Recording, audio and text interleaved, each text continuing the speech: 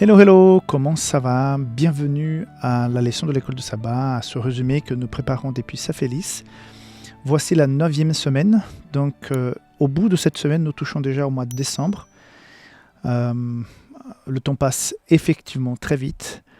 Nous sommes en train de faire cette étude dans l'évangile de Jean. Cette semaine, on en a quelque chose de différent, puisque au lieu de traiter un chapitre en particulier ou des événements en particulier, nous sommes sur des concepts concernant Dieu lui-même, son existence, le travail qu'a fait Jésus de représenter ce Dieu, de révéler ce Dieu. Après, il y a la foi, la croyance, la nouvelle vie, la conversion. Après, le fait de parfois rejeter cela et la condamnation pour ce rejet. Donc, une semaine plutôt thématique, mais fort intéressante que nous allons découvrir ensemble. Avant, je voudrais vous dire que Safélis Online, qui est cette semaine que nous avons annoncé la semaine dernière, est spéciale où les prix sont effectivement beaucoup moins chers à Safélis, aurait dû s'achever ce samedi à minuit. Mais comme nous avons ajouté des produits qui étaient dans un bateau, qui finalement ce bateau est arrivé, donc on a par exemple un matériel pour les 8 remèdes naturels pour les enfants, avec beaucoup de ressources vidéo qui sont incluses dans les bouquins. C'est une collection avec 8 tomes, très intéressant, avec une lecture que tu peux avoir sur Internet, sur YouTube, soit l'audio, soit la vidéo, du même contenu. Il y a une recette aussi, c'est-à-dire il y a beaucoup de ressources, il y a un puzzle pour que les enfants puissent faire. C'est un livre, mais qui est extrêmement interactif. Donc, c'est dans un coffret, c'est une collection. Et finalement, nous avons pu obtenir ça. Finalement, on a pu être livré de ce matériel. Et donc, il est disponible désormais. Donc, on a décidé de prolonger jusqu'à mercredi prochain Safélis Online pour que d'autres personnes puissent déjà l'avoir avec un rabais. À savoir que ces semaines de rabais à Safélis, c'est une semaine au mois d'avril et une semaine au mois de novembre. Donc, on a prolongé de 3 jours jusqu'à mercredi minuit, quand on change la configuration de la page web et tous les prix reviennent comme avant. Ok ? Juste pour que tu saches, Safélis Online jusqu'à mercredi. Concernant la leçon. Or, le verset pour moi de la leçon de cette semaine qui résume ce que nous allons vivre, c'est Jean 14, 6. « Je suis le chemin, la vérité et la vie ». La leçon de cette semaine parle de ce parcours de connaître l'existence, reconnaître l'existence suprême de ce Dieu qui n'a besoin de rien, c'est le Dieu je suis, qui ne dépend de rien, qui n'a pas un début, qui n'a pas de fin, tout simplement il est. Et la façon comme il va se révéler lui-même par Jésus. Cette révélation est venue, elle s'est faite chair. Par cette révélation, si j'ai la foi, je peux avoir un changement de vie et espérer la vie éternelle. Je peux bien sûr la rejeter et je peux par conséquence, il y a le résultat de ce rejet. Soit il y a l'acceptation, soit il y a le rejet. Donc, c'est un peu cru de dire comme ça, mais nous faisons ce genre de choix de façon quotidienne. On doit régulièrement faire des choix. Certains sont assez simples, ce que je vais manger, ce que je vais porter. Il y a d'autres choix qui sont beaucoup plus conséquents. Concernant des études, avec qui je vais marier, où je vais habiter, changement de travail, changement d'orientation professionnelle, etc., etc. Mais le choix le plus important que nous, à quelque part, nous faisons chaque jour, c'est où vais-je pour l'éternité? Où sera mon existence? Elle va s'arrêter de façon abrupte après cette expérience ici sur cette terre, où je souhaite effectivement la vivre pleinement en acceptant cette invitation de vivre la vie éternelle. Et donc, à ce moment-là, il faut se poser la question, il faut chercher comment vivre cette expérience de la vie éternelle. Et la leçon cette semaine nous explique que cette vie éternelle passe par Jésus-Christ. Donc, sur ce point, je voudrais juste, pour cette introduction, encore une fois, je pense que j'ai récemment dit ça, mais peut-être tu n'as pas pu voir cette vidéo. Je voudrais réitérer parce que parfois certains disent si ce n'est pas au nom de Jésus, si tu ne te fais pas baptiser dans l'eau, tu ne peux pas être sauvé parce qu'il faut croire en Jésus, se faire baptiser et intégrer l'Église. Je pense que nous sommes, effectivement, ceci est 100% correct. Nous avons besoin de connaître Jésus, nous avons besoin de vivre cette expérience de changement, nous avons besoin de rentrer dans un corps.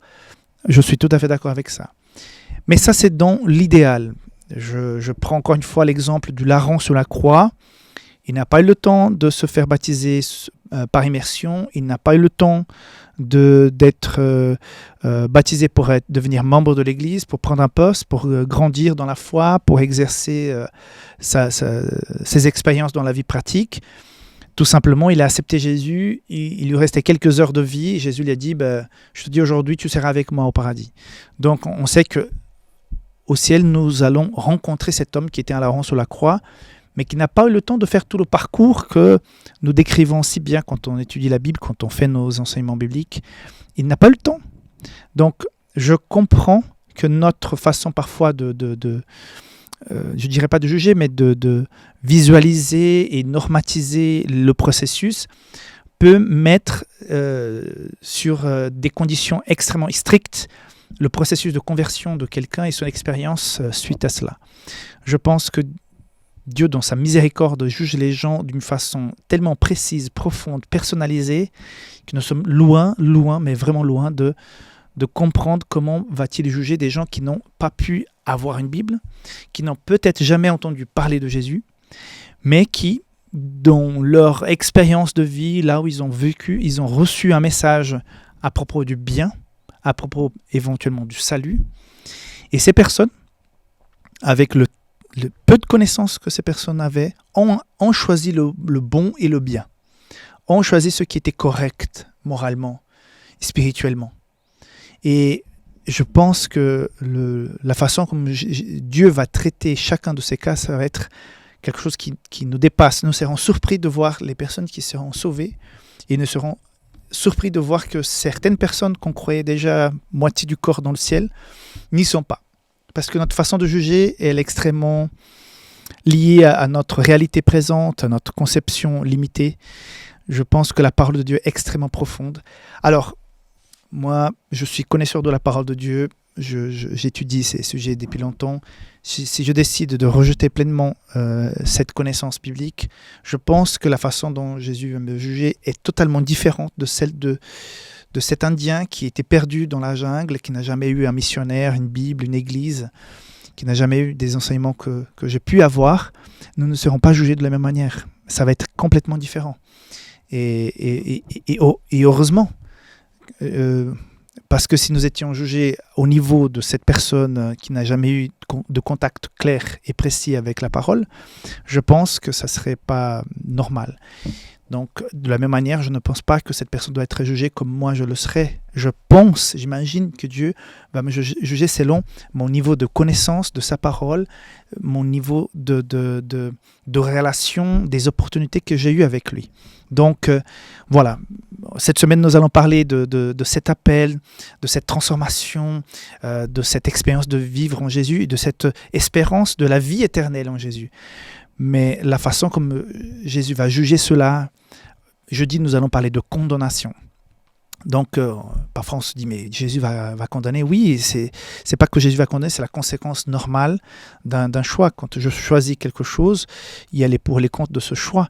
Donc, dire, voilà, je choisis tout ce que je veux, mais je ne veux pas subir aucune conséquence négative. Si je bois énormément et que je prends la voiture, que je conduis à 200 km/h, et après je rejette l'accident, je n'assume pas les responsabilités de l'accident que j'ai causé, que j'ai même pu ôter la vie d'autres personnes, tu vas me dire, ça n'a pas de sens. Tu dois assumer, tu as bu, tu as conduit comme un fou, voici un accident, voici les conséquences. On ne peut pas maintenant vouloir s'extirper des conséquences parce qu'il faut être gentil avec tout le monde, ça ne joue pas.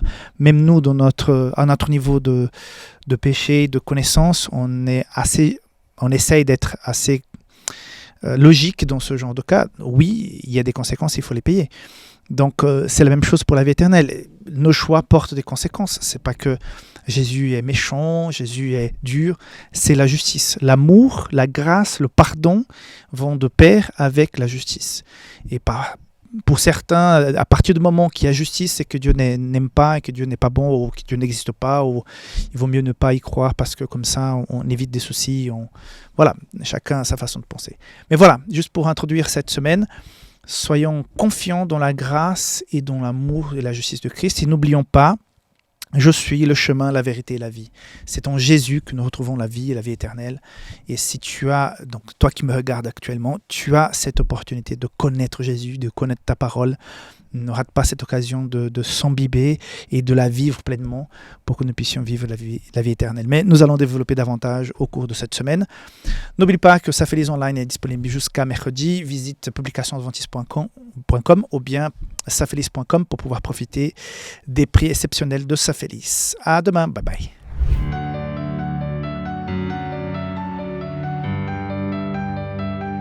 Donc la leçon d'aujourd'hui, le titre c'est « En elle était la vie ». Donc il y a énormément de versets bibliques qui sont proposés. Je vais m'arrêter sur Jean 3 du verset 14 jusqu'au 16. « Et comme Moïse leva le serpent dans le désert, il faut de même que le Fils de l'homme soit élevé, afin que quiconque croit en lui ait la vie éternelle. Car Dieu a tant aimé le monde qu'il a donné son Fils unique, afin que quiconque croit en lui ne périsse point, mais qu'il ait la vie éternelle. » L'objectif premier de la venue de Jésus, c'est que je pense que Dieu,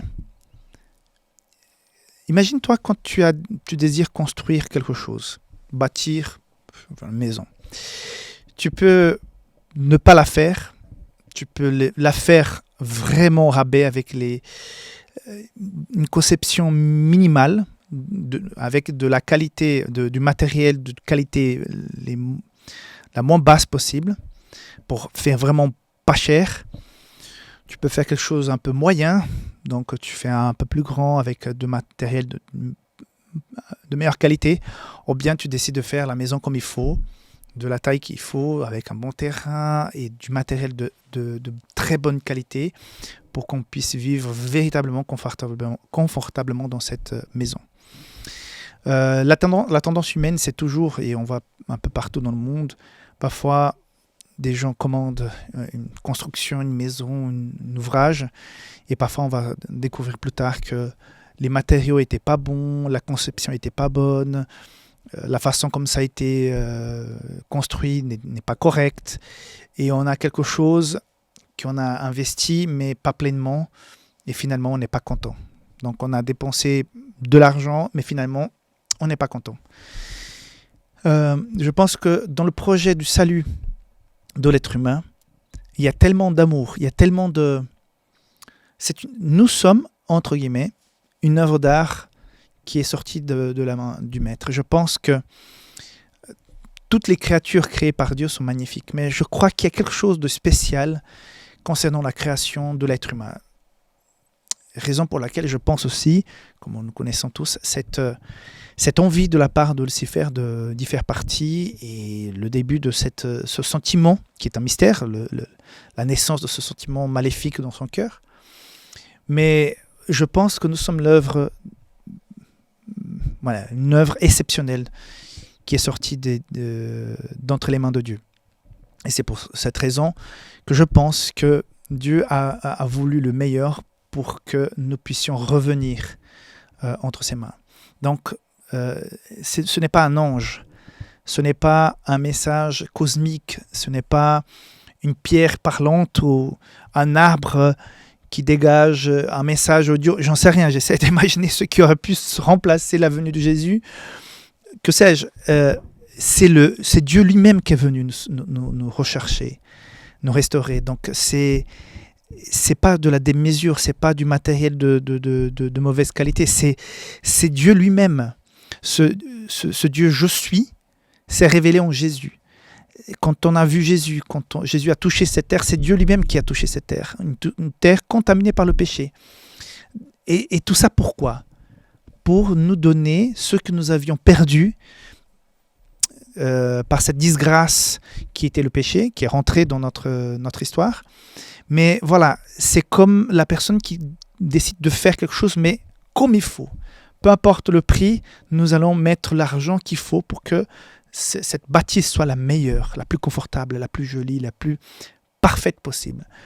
Et donc, Dieu dans ses plans éternels, quand ils ont déjà constaté que le péché allait s'infiltrer dans cette œuvre d'art qui était l'être humain, voilà, il n'y a pas eu de la demi-mesure, c'est on donne notre maximum. Et Jésus était le maximum que le ciel aurait pu offrir, et c'est le maximum que Dieu a fait pour chacun d'entre nous. Et quand on lit ces versets, on comprend en résumé le plan, le fonctionnement de ce plan. D'abord, cette comparaison par rapport au serpent d'Arin dans le désert, de la même manière comme ces gens ont regardé ce serpent dans le désert, comme ils étaient mordus par des serpents, donc ils allaient mourir à cause de ce venin. Donc ils ont pu trouver le salut juste en regardant, parce qu'en regardant, ils avaient cette foi qu'ils auraient pu être sauvés. Effectivement, ils ont été sauvés. Donc de cette même manière, si nous regardons Jésus, si nous croyons, ce n'est pas qu'ils ont pu toucher le serpent d'Aaron, c'est pas un passe magique d'Aaron avec ce serpent en métal, c'était juste regarder et croire. La même chose, si nous regardons et si nous croyons, la suite elle est extrêmement belle. Afin que quiconque croit en lui ait la Zoé. J'ai trouvé ça drôle parce que c'est le nom de ma voiture, j'ai une Zoé. Donc c'est la Zoé, c'est quoi? C'est la vie éternelle.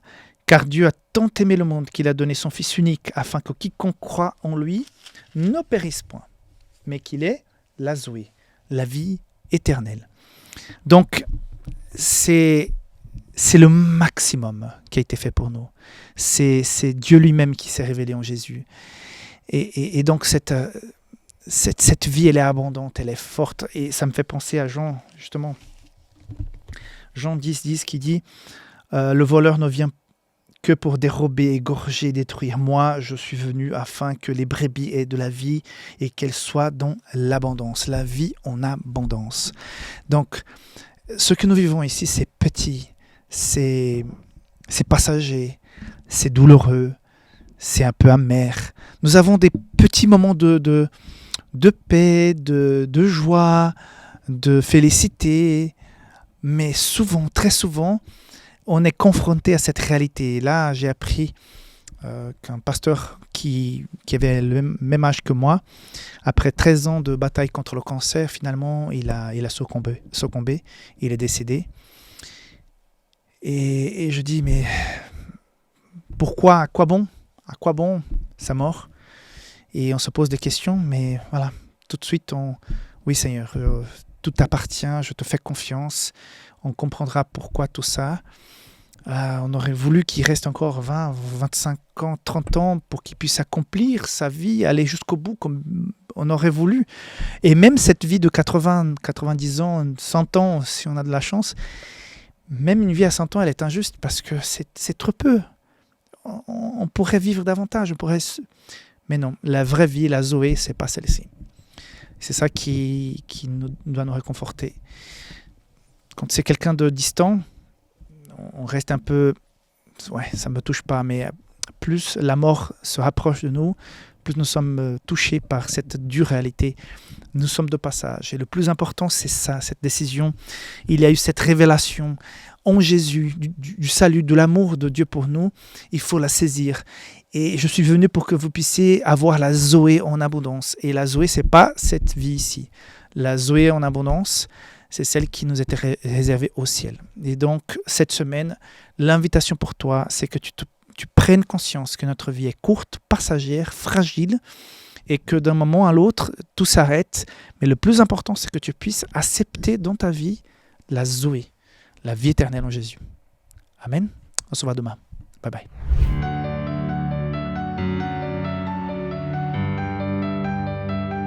Donc la leçon d'aujourd'hui, dont le titre est « Les paroles de la vie éternelle », nous ramène, en tout cas je mettrai l'accent là-dedans, cette conversation que Jésus a eue avec ses disciples et la réponse de Pierre. Nous avons une vie assez confortable dans les pays à l'ouest de l'Europe, aux États-Unis, Canada, dans certains pays d'Asie. C'est vraiment une vie confortable.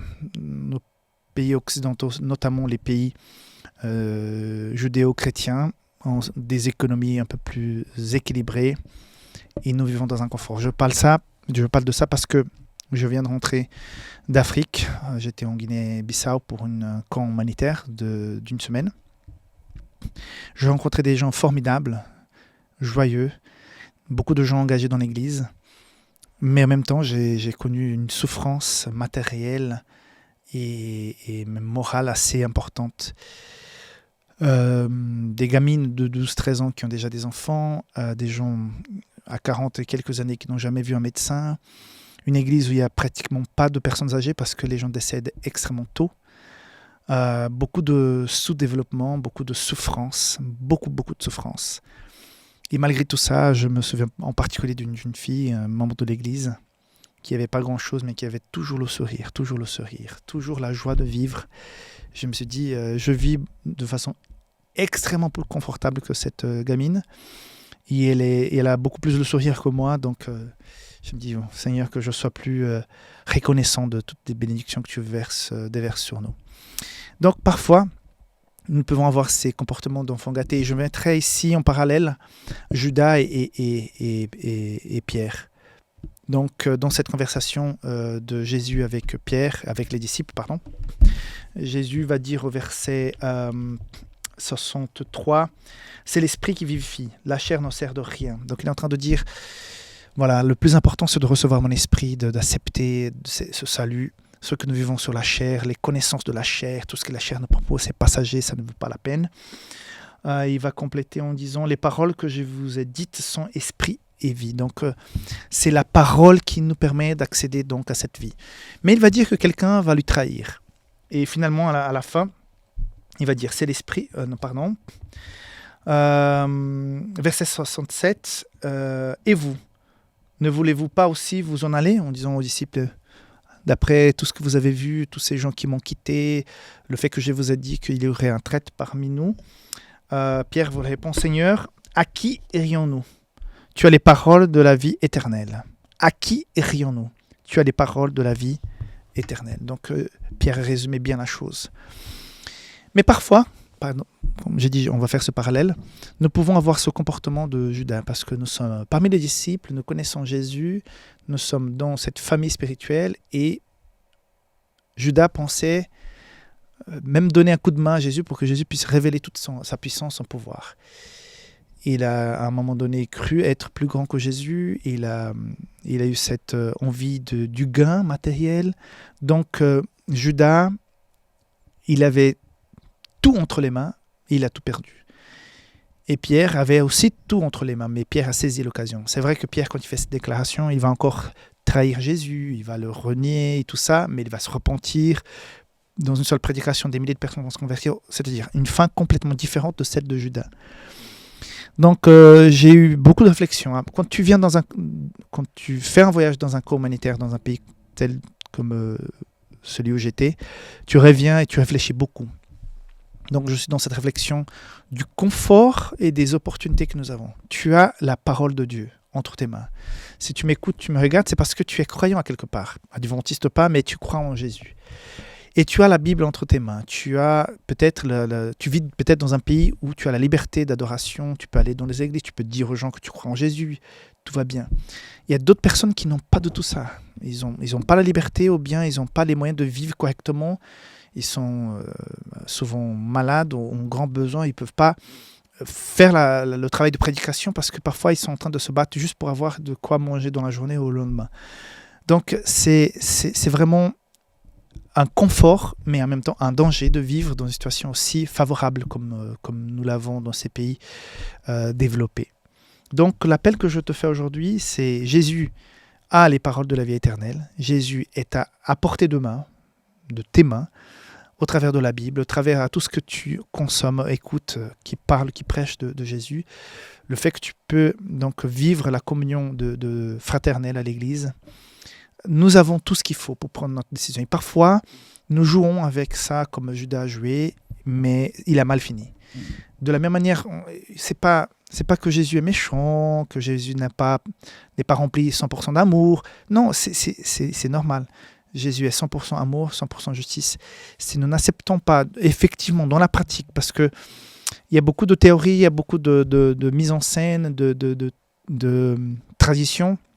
Même si notre corps va à l'église, il faut que notre cœur y soit aussi centré sur le Christ. Donc, l'appel que je te fais aujourd'hui, que nous puissions effectivement mettre les choses dans l'ordre et que Jésus soit notre priorité. Que Dieu te bénisse, on se voit demain pour la suite. Bye bye.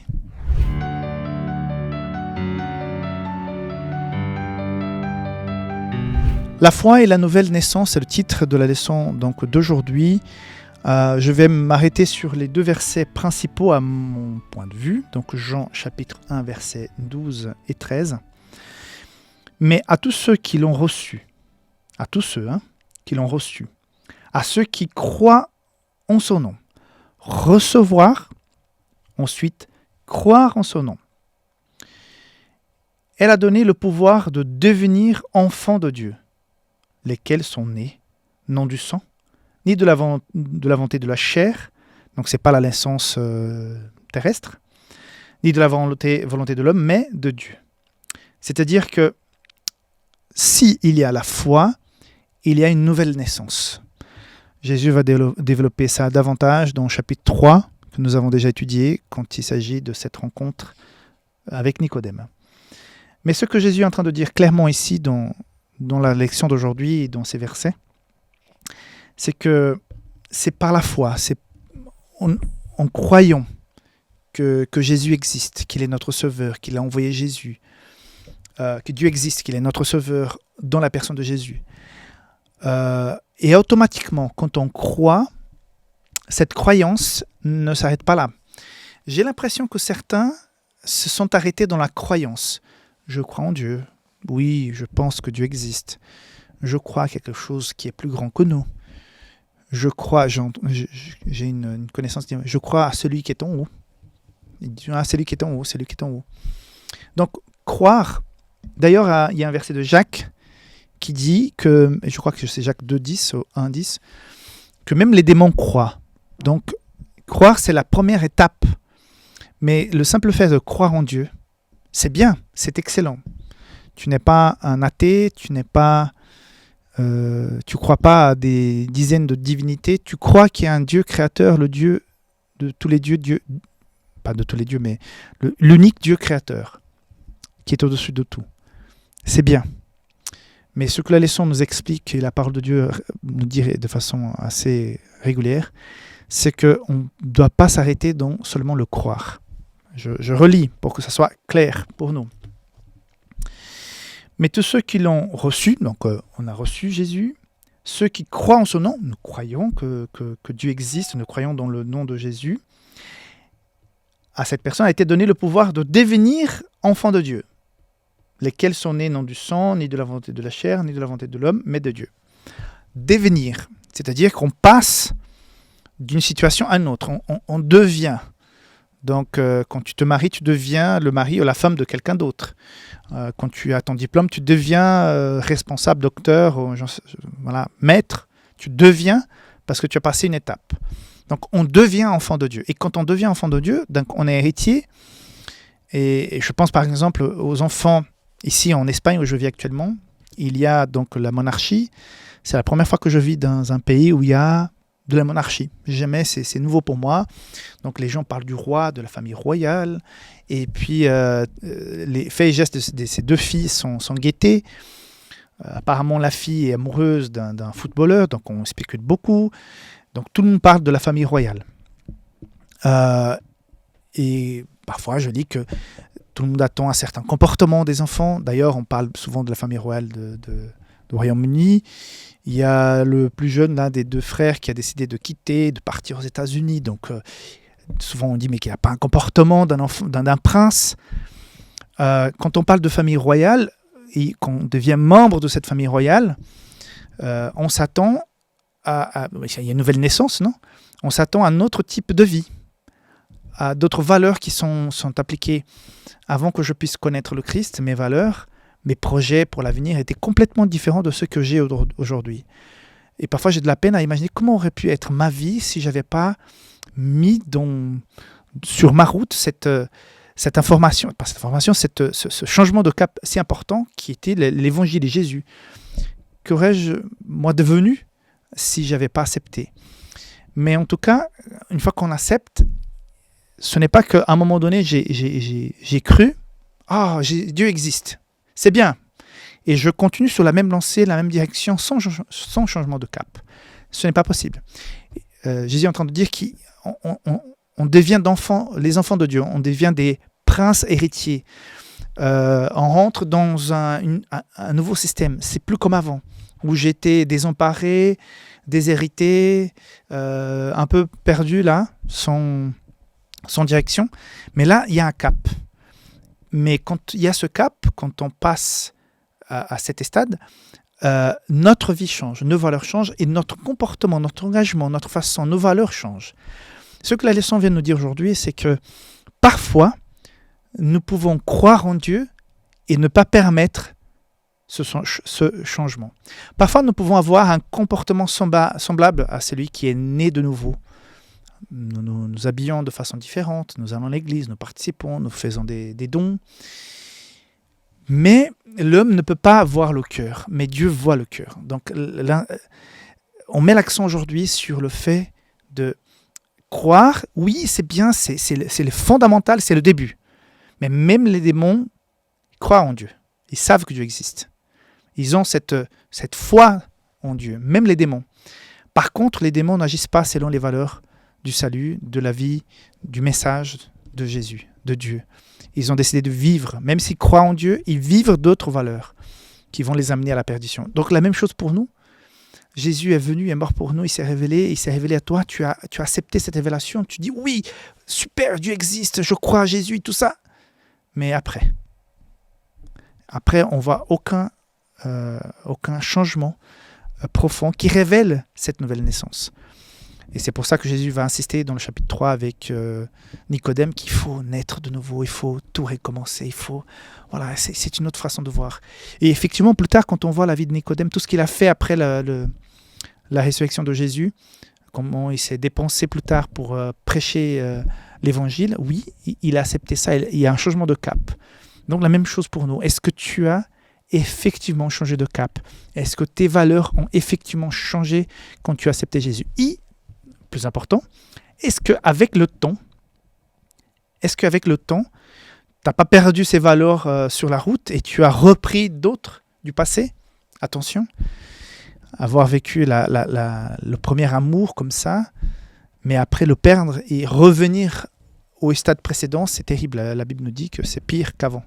Donc, que Dieu nous aide, que Dieu t'aide à que nous puissions vivre ce renouveau, cette croyance, mais surtout ce changement de cap, cette nouvelle naissance en Jésus. Que Dieu te bénisse, on se voit demain. Bye bye.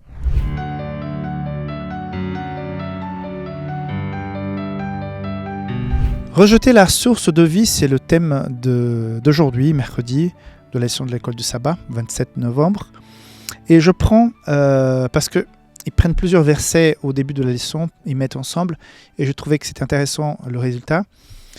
La lumière, lui, dans les ténèbres. Donc, cette lumière qui lui dans les ténèbres, c'est Jésus. Les ténèbres sont sur cette terre. Et les ténèbres ne l'ont pas reçu. Donc, les ténèbres qui plaignent sur la terre, c'est la méconnaissance de Dieu qui est chez les êtres humains.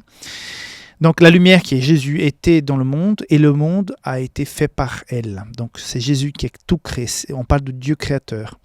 Et le monde ne l'a point connu. Là, ce monde, ça se réfère déjà à nous. Elle est venue chez les siens et les siens ne l'ont pas reçue. Jean 1, 5, 10, 11. Le je suis avait été rejeté par beaucoup de son propre peuple. Donc, il y a une révélation, cette lumière qui est venue, mais ceux qui étaient censés le recevoir parce que ils avaient reçu les écrits, le Pentateuque, ils avaient reçu les prophètes. Donc, il y a eu beaucoup d'avertissements sur la venue de Jésus. Tout le monde attendait le Messie. Et finalement, ce Jésus arrive. Et à chaque fois, quand il est là, quand il commence son ministère public, quand il est là pour prêcher, après avoir fait des miracles, il y a toujours ceux qui croient, qui sont mordus de ce Jésus, de ce Messie, et d'autres qui ne croient pas du tout. Donc les ténèbres ont aveuglé ces personnes et ils n'ont pas reçu Jésus. Et donc, ils étaient dans le doute. Et la question que je posais au départ de cette leçon en introduction, c'est concernant le doute. Est-ce que nous, en tant que chrétiens, est-ce que nous pouvons douter ? Moi, je regarde toujours la Bible pour voir ce que la Bible dit. Et quand je vois que certains ont douté, comme par exemple Jean-Baptiste, qui a été considéré par Jésus lui-même comme le plus grand des prophètes, à un moment donné, il a douté, est-ce que quand il était en souffrance, quand il avait été abandonné par ses disciples, puisque ses disciples partaient maintenant suivre Jésus, donc il était très important, il avait un message qui était impactant, il y avait ses disciples, il baptisait les gens vivaient une conversion, et tout à coup, il est dans une prison. Et je pense que les prisons à cette époque, ce n'était pas du tout confortable, donc dans une situation assez calamiteuse physiquement, moralement. Donc il va douter. Et il va envoyer certains dire à poser la question à Jésus. Jésus a dit, décris-lui ce que je fais. Donc guérison, conversion, transformation des gens. Et quand Jean-Baptiste entend ça, il est réconforté. Donc il a douté, mais il n'a pas péché. Donc il y a le doute qui peut nous amener à pécher. Par exemple, la leçon d'aujourd'hui parle des 12 espions qui sont partis visiter Canaan pour voir un peu la terre. Mais oui, c'était juste pour confirmer tout ce qui avait été déjà dit auparavant, prédit par Dieu lui-même, que ça serait une terre assez riche, avec de la richesse pour créer du bétail, pour planter, pour avoir du fruit. Donc voilà, une terre où il fait bon vivre, où il y a de quoi manger. Mais parmi les 12 qui sont revenus avec le rapport, il y a seulement 2 qui ont dit non, si Dieu a dit, nous croyons. Si Dieu a dit, on y go, hein, on y va. On va conquérir. C'est vrai qu'il y avait des peuples plus forts, plus grands, mais si Dieu nous a fait, et en plus, Jéricho était déjà tombé, donc bon sang, non, Jéricho n'était pas encore tombé, pardon. Jéricho, c'est après la traversée. Donc, ils vont encore traverser, ils vont vivre des choses parce que Dieu l'avait promis. Et là, ils sont dans le doute. Et ce n'est pas le doute de Jean-Baptiste, c'est le doute où ils mettent en cause même tout ce qu'ils ont vécu jusqu'à présent. Donc, ils ont eu la manne, ils ont les nuages qui les protégeaient sur la route, ils ont eu toutes ces victoires qu'ils ont pu avoir, tous ces miracles de guérison dans le désert. Il y a eu énormément de choses pendant ce désert qui, à quelque part, les servaient de signes. Mais comme cette génération, ils avaient grandi en Égypte, ils avaient leur conscience qui était un peu cramée, et ils n'ont pas cru. Ils n'ont pas osé croire. Et quand ils étaient là dans le doute, ce doute s'est installé et ils ont refusé d'aller de l'avant. Et donc vous connaissez le reste de l'histoire. Et finalement, il n'y a que Josué et Caleb qui sont finalement parmi ces 12 espions qui sont rentrés plus tard. Donc le doute, oui, à quelque part, il peut avoir un doute. Mais c'est la façon de douter et ce qu'on fait du doute après qui peuvent poser problème. J'ai déjà rencontré des gens qui ont douté. Et parfois, même nous, dans un moment difficile d'angoisse, de tristesse, on dit « Seigneur, où es-tu ? Où es-tu ? Pourquoi cela arrive ?» Oui, ce doute-là, il est entre guillemets, il est normal. C'est le doute de la souffrance, tu es stupéfait par rapport à certaines choses. Et à ce moment-là, tu dis « Mais Seigneur !» Oui, mais douter et rentrer dans le doute pour s'enorgueillir de ce doute et douter et faire de doute un sport et faire de doute ta bannière et faire de doute ton leitmotiv pour la vie, ça c'est autre chose. Donc c'est vrai qu'il y a beaucoup d'études archéologiques, philosophiques, historiques concernant les évangiles. Est-ce que Jésus a vraiment vécu sur cette terre ? Est-ce que tout ce qui est décrit dans la Bible, on peut le constater avec l'archéologie ? Donc il y a des découvertes archéologiques qui le prouvent, mais certains disent non, peut-être pas. Il y a le Jésus historique qu'on retrouve dans certains récits qui disent, qui parlent, qui attestent qu'un Jésus a vécu, a existé. Mais malgré tout ça, le doute résiste. Donc, la leçon d'aujourd'hui nous invite à être plus dans l'expérience. Oui, la raison et l'expérience spirituelle vont de pair. Mais une fois qu'on a vécu la partie expérience, qu'on a recherché, qu'on a lu, il faut passer par la case expérience spirituelle. Oui, on peut avoir le doute, mais à partir du moment que tu remets ce doute entre les mains de Dieu, disant « Seigneur, voilà, j'ai un doute. Voilà ce qui m'arrive. » Et là, je tremble un peu. Ma foi chancelle parce que j'ai un doute. Je doute et je ne sais pas trop comment m'y prendre. Mais Seigneur, je ne veux pas rester dans ce doute intellectuel. Je veux vivre une expérience personnelle avec toi. Je pense que la clé est là. Oui, on peut douter, mais quand on se rapproche de Dieu, il dit « Seigneur, voilà, je ne comprends pas tout, mais je te fais confiance. » La paix qu'on peut ressentir, cette certitude spirituelle, même si elle n'est pas intellectuelle, elle nous donne cette assurance que malgré le fait de ne pas avoir entre ses mains une preuve, comme c'était le cas des 2 espions, ils n'avaient pas la preuve qu'ils allaient battre tous ces gens qui étaient plus grands qu'eux, qui étaient plus forts qu'eux, qui étaient mieux organisés qu'eux. Et pourtant, ce peuple qui était jeune, qui venait de 40 ans d'un pèlerinage dans le désert, vont finalement vaincre ses ennemis et prendre possession de la terre. Voilà, ils ne savaient pas ça d'avance, mais ils ont décidé de croire, de vivre cette expérience spirituelle, de laisser place au doute, mais surtout de laisser place à la manifestation spirituelle, à la puissance du Christ, pour nous enlever ce doute, pas avec des raisonnements scientifiques, mais par l'expérience. Et c'est ça, Dieu souhaite que tu puisses avoir cette expérience avec lui. Donc si parfois tu doutes, si tu es aujourd'hui dans le doute, ok, ça peut arriver. Mais je t'invite à vivre une expérience spirituelle. Mets-toi en situation où tu ne peux qu'avancer avec la bénédiction, l'expérience spirituelle avec Dieu. Ça, je ne veux pas être mystique, cosmique. Ça, c'est la relation spirituelle avec Dieu, pure et simple. C'est pas mystique, c'est pas autre chose, c'est une expérience personnelle d'amitié, de confiance, de foi avec le Seigneur. Et tu verras que on ne va pas avoir de réponse à tout. Il y a des choses que je ne connais pas. Je dis souvent, je ne sais pas comment le péché est né dans le cœur de Lucifer. Je n'arrive pas à comprendre. Je n'arrive pas à comprendre. Pourquoi? D'où il vient? Dans un monde qui était parfait, je n'ai pas de réponse. Je pourrais rester dans le doute.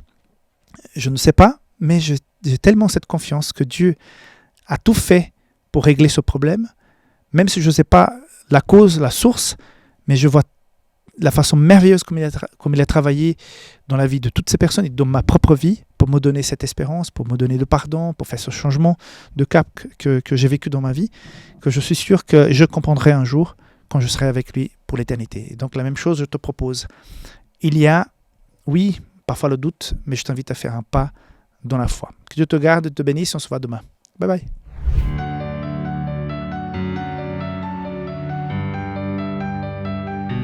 Le titre de la leçon d'aujourd'hui, la condamnation. Jeudi 28 novembre. C'est intéressant parce que je pense que le titre annonce quelque chose qui est introduit par les versets qui sont au début de la leçon.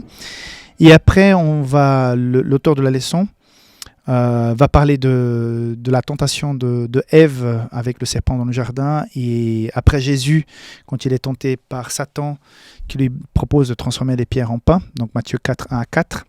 Il va recommenter les espions qui ont douté. C'est une ligne assez intéressante. Je te laisse découvrir donc ce que l'auteur propose. Je voudrais m'arrêter surtout sur la première partie, le premier paragraphe, ces versets qui nous sont proposés de Jean 3, 18, 21, qui dit ceci. « Celui qui croit en lui n'est point jugé. » Celui qui croit en Jésus ne reçoit pas de jugement. Okay? Mais celui qui ne croit pas est déjà jugé, parce qu'il n'a pas cru au nom du Fils unique de Dieu. Car quiconque fait le mal est la lumière, et ne vient point à la lumière, de peur que ses œuvres ne soient dévoilées. Mais celui qui agit selon la vérité vient à la lumière. Donc la lumière, c'est la vérité, c'est Jésus. Les ténèbres, c'est tout ce qui est en dehors de la lumière. Donc ceux qui font le mal est la lumière. Donc c'est clair, nous parlons ici de 2 groupes. Un groupe qui croit et que marchent dans la lumière qui est Jésus, la vie éternelle et ses enseignements, et d'autres qui, même s'ils croient, ils ne marchent pas dans la lumière. Ils suivent leur route qui est appelée ici ténèbres. Et tout simplement, la Bible nous explique que tout dépend du choix que nous faisons. Donc, c'est clairement, comme la Bible parle aussi, qu'il y a deux chemins, l'étroit et le chemin large. Ici, il y a la lumière, le chemin qui est guidé par la lumière, et le chemin qui est parsemé de ténèbres. Donc, dans l'exemple de Ève, de Jésus dans la tentation et ses espions, chacun des personnages ici, on a au total 14 personnages, les 12 espions, Jésus et Ève. Dans le cas de ces 14 personnes, 4 ont fait le bon choix, ont décidé de marcher dans la lumière, puisque Jésus, quand il a compris accepter la proposition de cet ange qui était là, tout joli, tout beau, qui était en fait Satan, il a compris que ça mettait en doute la parole de Dieu. Donc il n'est pas allé dans ce chemin parce qu'il a vu que par là il y avait des ténèbres. Donc les deux, Caleb et Josué, de 14, seulement 3 ont accepté. Donc Caleb et Josué ont dit non, ça joue pas. Il ne faut pas s'arrêter ici, il ne faut pas revenir en Égypte, il ne faut pas faire tout ce que Dieu a fait pour nous pendant ces 40 ans. Ce n'est pas pour que nous arrêtions ici maintenant, il faut aller de l'avant, il faut aller dans la lumière. Mais tant Ève comme les 10 espions choisissent l'autre option. Vous voyez, déjà entre 14 personnes, il n'y a que 3 qui ont choisi. Je dis personne parce que Jésus était en tant qu'homme avec nous. Je ne suis pas en train de niveler Jésus à tous les autres, juste par rapport à cette illustration. Donc parmi 14 personnes, seulement 3 ont accepté de marcher dans la lumière. Et d'autres, les 11 autres, qui ont décidé de ne pas marcher dans la lumière. Donc, comme j'ai déjà dit cette semaine, nous sommes devant aussi devant cette décision à prendre. Est-ce que je décide de marcher dans la lumière? La leçon nous explique comment détecter que ça ne vient pas de Dieu. Mais nous avons déjà parlé cette semaine. Tout ce qui est en dehors des valeurs de la parole de Dieu, tout ce qui est en dehors de l'enseignement de vie pratique qui nous a laissé Jésus, tout ce qui est en dehors de l'essence de la vie chrétienne. Non seulement le fait de croire c'est juste la première étape. Après, il faut vivre, agir, accepter, rentrer dans la lumière.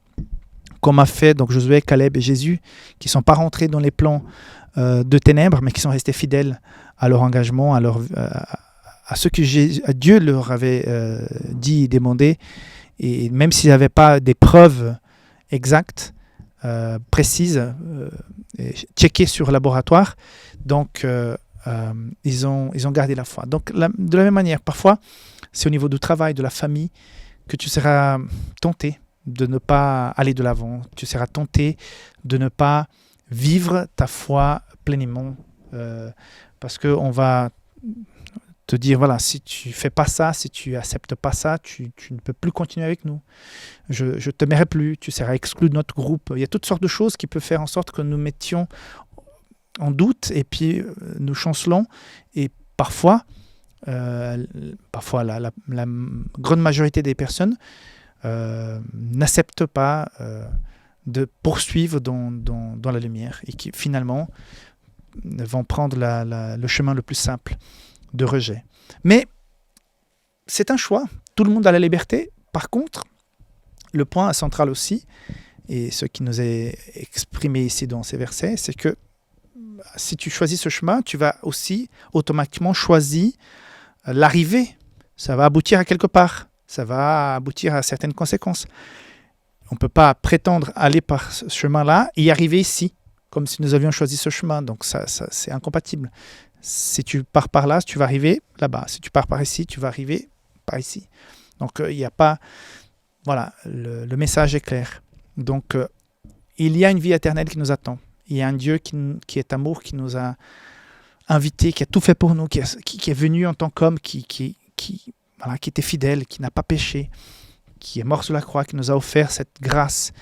Nous pouvons croire et après, nous pouvons naître de nouveau et après vivre en conséquence de cette nouvelle naissance, en vivant une nouvelle vie, pour que nous puissions avoir la vie éternelle, cette Zoé qui nous a été promise en début de semaine dans la leçon.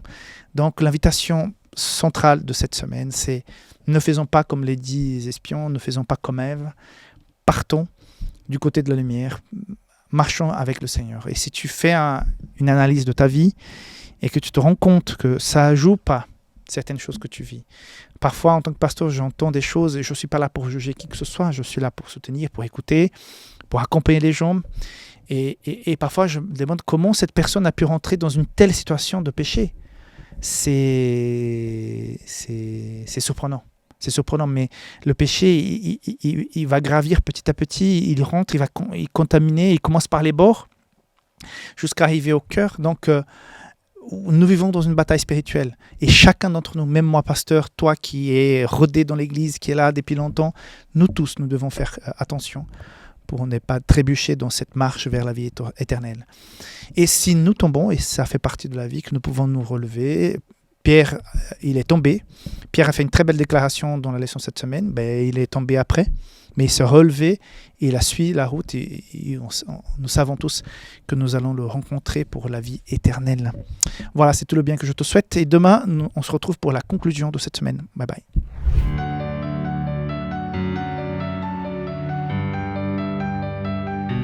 Donc, dans cette réflexion avancée, c'est désormais le titre de la leçon du vendredi. Et chaque semaine, réflexion avancée pour aller plus loin. L'auteur nous propose des citations d'Ellen White où elle fait cette comparaison entre ce que Christ a fait et ce que Satan a fait pour nous. Et une chose qui m'a frappé dans ce récit, c'est vrai que j'ai déjà lu Jésus-Christ plusieurs fois, c'est que Jésus, et je dis souvent, Jésus il a pris la forme d'être humain, il est venu pour vivre comme nous vivons, il a marché sur terre où nous marchons. Moi j'ai déjà eu le privilège de marcher là où Jésus avait marché. Je me demande est-ce que j'ai exactement marché où Jésus a mis ses pieds. Peut-être, j'ai tellement marché dans Jérusalem et aux alentours, peut-être j'ai effectivement marché là où Jésus géographiquement a aussi mis ses pieds. C'est bien, mais bon, ça ne règle pas le problème du péché. Mais ce que Ellen White propose, je t'invite à lire à la maison, c'est que Jésus il s'est rabaissé au-delà du niveau de l'homme. Parce que si on te dit ton enfant il est malade, il a besoin d'un don d'organes pour pouvoir survivre, je suis sûr que plusieurs parents seraient prêts à donner cet organe et perdre sa vie pour que son enfant puisse vivre. Parce que nous aimons nos enfants et nous ne voulons pas qu'ils décèdent et nous sommes prêts à donner à nos enfants pour qu'ils puissent continuer à vivre. Mais après, il y a un bandit qui a tué des gens, qui a massacré des personnes, qui est une personne abominable, mais totalement abominable. Une personne la plus méchante, la plus... je ne sais pas comment dire, la pire personne au monde, pour parler simple. Et cette personne est malade, et elle a besoin d'un organe. Et si quelqu'un veut finir avec sa vie pour donner cet organe à cette personne pour qu'elle puisse survivre, elle peut aussi faire un don. Mais qui va faire ce don ? Moi, je vous dis, je suis chrétien, pasteur, mais est-ce que je suis prêt à donner ma vie pour quelqu'un qu'à mon sens, qu'à mon regard, ne la mérite pas ? Difficile, très difficile, très très difficile. Donc, Jésus est allé au-delà de notre niveau, il est allé plus bas. Il est mort pour cette personne qui ne mérite pas. Et cette personne s'appelle toi et moi. Je ne sais pas comment tu t'appelles, mais réfléchis. Prends ton prénom et dis, mais Jésus est mort pour moi, Rickson. Quelle valeur j'ai ? Quelle importance j'ai ? Rien, mais Jésus est mort pour moi. C'est le créateur de toutes choses, c'est le Dieu tout-puissant. C'est le Fils de Dieu, en étant lui-même Dieu. Non seulement il va quitter le ciel pour devenir homme, mais il va être humilié, il va être massacré. Et Jésus a subi une humiliation, donc il est cloué sur la croix. Et sur la croix, il va dire, Seigneur, pardonne-les parce qu'ils ne savent pas ce qu'ils font. Mais j'ai beaucoup de peine avec ça, ça me dépasse. Et je suis être humain, je suis chrétien, je suis pasteur, mais ça me dépasse. Son amour me dépasse. Comment il a pu, en étant sur la croix, avec des clous entre les mains et les pieds, regardant ces gens qui criaient, qui lui crachaient dessus, non, j'ai de la peine. Je suis désolé, j'ai de la peine. C'est trop d'amour, c'est trop d'amour. Ça me dépasse. Et c'est ça, c'est l'amour que Dieu a eu pour toi et pour moi. Nous sommes comme ces gens qui sont en bas en train de cracher. Peut-être à un moment de ma vie, quand je ne connaissais pas Jésus, j'étais en bas en train de condamner les gens, de dire que voilà, et que c'était pas bien et tout. J'étais en train de cracher et de crier sur d'autres, sur Jésus lui-même. Et Jésus m'a aimé. Et il a dit, mais je fais ça pour toi, Exxon. Et il fait ça pour toi aussi. Donc, quand on compare ce que Satan a fait, comme il a travaillé pour pouvoir prendre l'humanité entre des mains de Dieu, et par la suite, ce que Dieu a fait en Jésus pour nous ramener à la vie éternelle, il n'y a pas de doute. Si tu es croyant et tu comprends ce que je dis, parfois je suis stupéfait de la puissance de l'amour de Dieu. C'est trop puissant l'amour de Dieu, c'est trop grand. Je me répète, pardon, ça me dépasse. Et je vois combien il est petit, Satan. Tout ce qu'il a fait, tout ce qu'il fait jusqu'aujourd'hui, par derrière, par ce schisme, par ce commérage dans le ciel, ces insinuations, ces bas, ces petits. Et parfois, nous rentrons dans ce genre de choses. Nous sommes chrétiens, nous connaissons la parole et nous nous comportons parfois comme ça. C'est honteux. J'ai honte parfois. Je dis, mais Seigneur, je te demande pardon, mais j'ai tellement honte de moi-même parce que je rentre dans un petit jeu qui joue pas, quoi. Donc voilà, je suis impacté par ceci. Et dans le deuxième paragraphe, il est dit, le Christ a été traité selon nos mérites afin que nous puissions être traités selon ses mérites. Tout est dit. Il a été condamné pour nos péchés auxquels il n'avait pas participé, afin que nous puissions être justifiés par sa justice, à laquelle nous n'avions pas participé. Il a souffert la mort qui était la nôtre, afin que nous puissions recevoir la vie qui était la sienne. C'est par ces meurtrissures que nous avons la guérison. Dieu soit loué. J'ai envie de pleurer là. Dieu est trop bon. Et je t'invite à le suivre, à donner ta vie. Il n'y a rien qui soit plus grand, plus important, plus puissant que de te donner sa vie à Jésus. Demande-lui pardon. Reconsacre-toi à Dieu. Suis le chemin de Jésus. Arrête de faire ces bêtises que tu fais actuellement, qui t'éloignent de Jésus. Tu sais de quoi je parle. C'est trop petit. Quand Jésus reviendra, quand on verra la beauté de ce qu'il a préparé pour nous, cette Zoé, cette vie éternelle, on va dire, mais qu'est-ce qu'on a été bête, j'aurais pu faire tellement plus, j'aurais pu peut-être faire en sorte que d'autres personnes puissent être ici au ciel, mais je n'ai pas fait, je n'ai pas été jusqu'au bout, je n'étais pas vraiment missionnaire dans ce que je faisais pour le Seigneur. Je pense que plusieurs vont dire ça. Donc voilà, que Dieu te bénisse, accroche-toi au Seigneur, bon sabbat et on se voit la semaine prochaine.